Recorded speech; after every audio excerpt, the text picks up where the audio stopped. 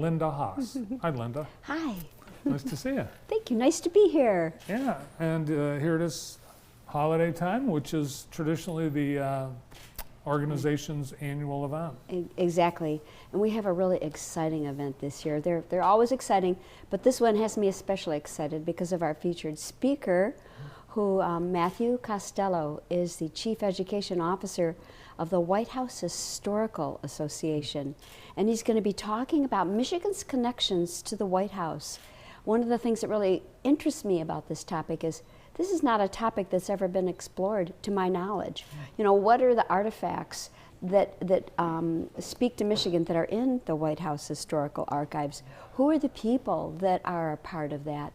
So he's going to talk about that a little bit, and I just am really excited about that. It's something new. Yeah, it is. I had no idea that there was a White House Historical Association. It was founded, I think, in the 1960s, but it has just cataloged the various aspects of history, all 50 states, and of course we're going to be exploring Michigan's claims to fame to the White House.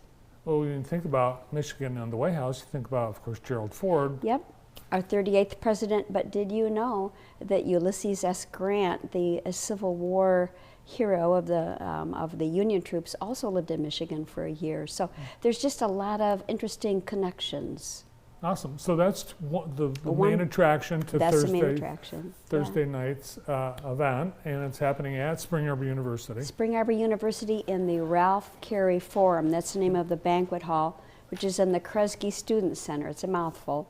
And parking's going to be at the Spring Arbor Free Methodist Church, which is just a hop, skip, and a jump away.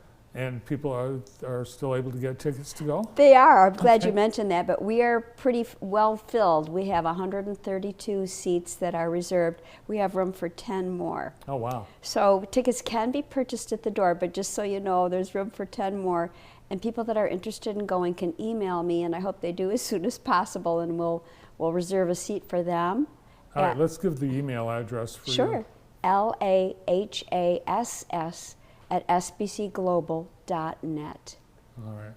Now, besides the featured speaker, it's your Academy Awards. Yes, you know, that's another really fun part. We're going to unveil the award winners who have contributed to Jackson's history, promoting it, preserving it, individuals as well as organizations. And there will be some surprises in that regard. I think people will be surprised at who has won some of these awards. And we're going to unveil for the first time ever a $1,000 scholarship to a high school student going on to college. This is a first for us. This is a big scholarship opportunity to an aspiring high school senior. That will be announced as well.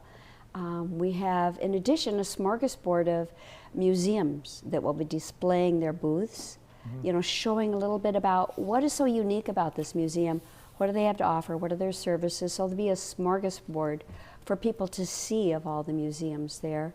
There'll be opportunities to bid on auction items. And obviously, you know, a dinner catered by Spring Arbor University. So it should be just a really fun, festive, and full experience. Yeah, I think no matter what your background is, you're going to learn something about local history. Yeah, indeed. I mean, each display by a museum has a little story to tell about what's unique about their township or area. And so I just think it's going to be fun. Every year we have increased our attendance little by little. We started out at Yale Carriage Museum 4 years ago. I think we had 70 people. We were overjoyed. We have 132 now, and like I said, we have room for 10 more. So we keep growing, and there seems to be a demand for what we're offering, so we're encouraged to keep it up. Well, yeah, and the accomplishments of the past year, I hope you're going to celebrate as well. We will. We're just so grateful. We've been growing.